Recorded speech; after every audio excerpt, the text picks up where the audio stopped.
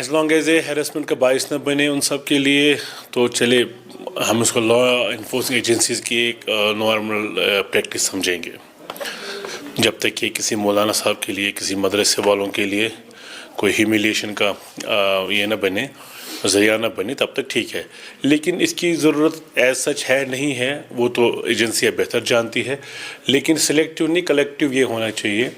اگر یہی انفارمیشن مندروں کے بارے میں اگر گرجا گھروں کے بارے میں یا باقی مذاہب کے جتنے بھی دینی علماء ہیں ان کے بارے میں لی جائے تو ہمیں لگتا ہے کہ یہ کلیکٹیو ایک ایفرٹ ہے پیس پریویل کروانے کا سو دیٹ ہر ایک پہ نظر رہے.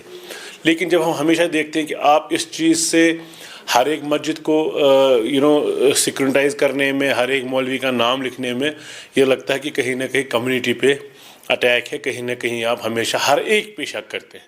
جتنے بھی پھر مسلمان ہیں جو بھی لوگ مسجدوں میں جاتے ہیں جو ایک پرٹیکولر فیتھ کو آپ ٹچ کر رہے ہیں تو امید کرتے ہیں کہ اس سے دوریاں نہ بڑھے اس سے نزدیکی بڑھے.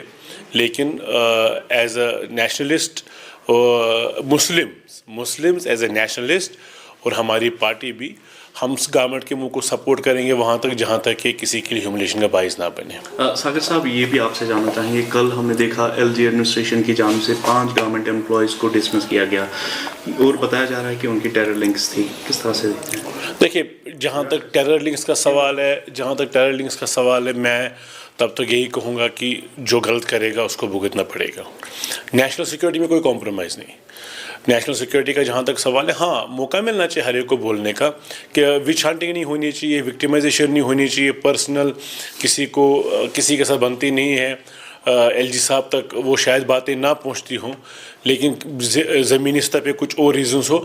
جہاں تک ریزنس ہے کہ یہ اینٹی ٹیرر مطلب anti national activity we are with nation we are for nation ہمیں مجھے نہیں لگتا اس میں کوئی سیکنڈ تھاٹ والی بات ہی نہیں ہے.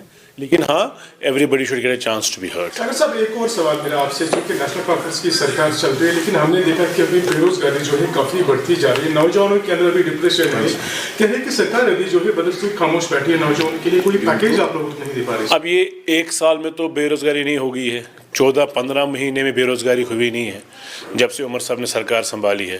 بے روزگاری کافی دیر سے مسئلہ ہے. اگر آپ ڈیٹا دیکھیں گے تو میں کہوں گا 2014 سے حساب لگا لیجئے آپ. 2014 سے پہلے کیا تھا عمر صاحب کی سرکار میں 6 سال کتنے لوگ نوکری لگے کتنے لوگ نوکری نہیں لگے تب کیا سٹیٹس تھا تب کیا ایک بیلنس تھا اور 2014 سے لے کے 2024 تک کیا حال تھا. تب آپ سرکار کو اٹیک کر سکتے ہیں.